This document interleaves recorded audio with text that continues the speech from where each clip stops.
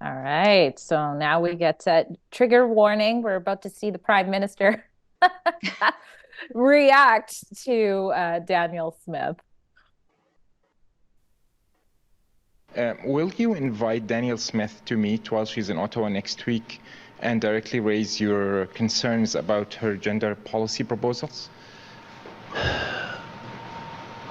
Canadian parents love their kids, and we want the very best for them, and we want them to be kept safe. LGBT youth across this country are among the most vulnerable to homelessness, to suicide, to a range of things that can harm them. We need to be there to defend them. We need to be there to protect them. And I know Canadians across the country are doing just that.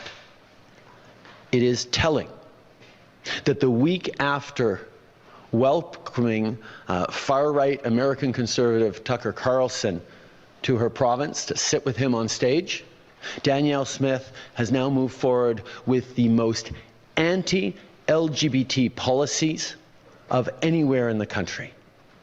Canadians need to know that the federal government and all Canadians will be there to protect youth. That seemed like a really straightforward yes or no question. And obviously Trudeau didn't even answer the question. Instead he went off on this rambling blunder about, he didn't even, he just kept the acronym LGBT. I don't think he has the brain capacity to remember anything more, and it keeps changing. So it's super confusing for everybody. Can you blame him? I can't do it.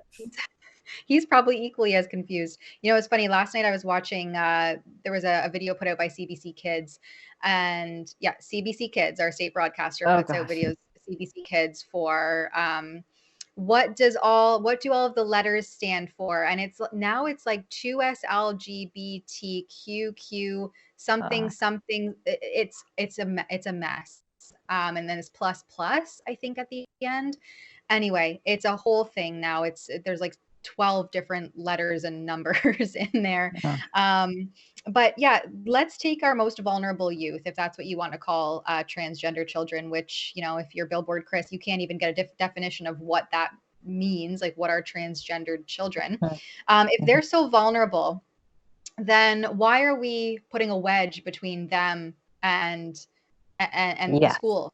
Why are we leading them down a path to have a wedge between their parents and not being kept in the loop on what is going on with their so vulnerable youth at school, where they spend, you know, almost half of their time? That doesn't seem like it's a recipe for a cohesive approach to helping these vulnerable youth navigate whatever complexity they are going through. That seems like it's going to a wedge, further divide them away from their family and the subsequent supports that they can connect with through their families, and exacerbate the issue. So if we want to talk about vulnerable children and youth, these school policies and these government policies that leave parents in the dark about the majority of what's going on with their children at school are directly related to making them more vulnerable and more at risk when the parents aren't involved. So the double speak here is quite astonishing. And I think, again, they haven't watched the video. They didn't see it for themselves, because it's nothing about any of the hate or attack on the trans community. Well, not only that, for him to think that in a week they came up with all those policies is insane. So either he didn't watch it, or he just has a script and that's what he was supposed to say. Again, calling out this connection between Tucker. I shared I'm having quite the day during this live stream. I have a new kitten and I don't know what he's doing over there. So sorry about that. Anyways. So I just shared a picture just to kind of show, I can't speak for Premier Smith, but I can see that she has been looking into this.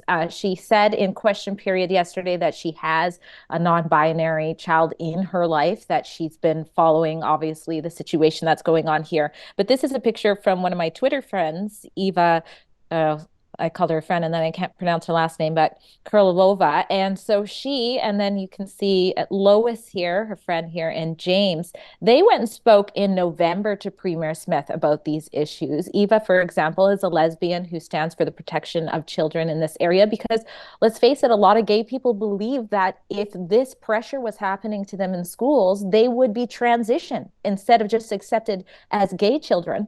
And then Lois, if you go to her page, if you click on her name, which is hyperlinked there, I think she goes by Lois, the Duchess of Alberta, but she is an Indigenous trans woman who has had so much pain, feels like they went into bottom surgery, were sort of coached into that too soon, and has had so much pain from it. So, of course, Lois advocates for safety for children in this area. And Lois actually tried to apply for MAID because of some of the complications with that. So this is an example of who Premier Smith has been speaking to as part of coming up with this plan. And then you have people like Trudeau not even acknowledging that if you rush or let kids make this decision, these can be some of the consequences, and simply having some guidelines in place to ensure that they have more time for their frontal cortex to grow and be developed so they can think and reason their way through this. That is protecting vulnerable children. And the left would have you believe that everything Drea just said makes her a hateful bigot. Exactly. I pulled up CBC Kids, so they break down every letter. And for anybody who isn't aware, and this was actually, I think, about 7 months ago that they published this CBC Kids video. I'm not sure if we can just show you there. If we can just pause that. It's 2SLGBTQQIPAA plus. Just in case you didn't know. And do these kids know their ABCs? CBC Kids here took the liberty to save us all from having to wonder what all of these letters stand for. And they break it down for all of the kids in their audience so that they can know and not at all be confused about what every single letter in that denomination means, and number, actually, because there's a number there too, right?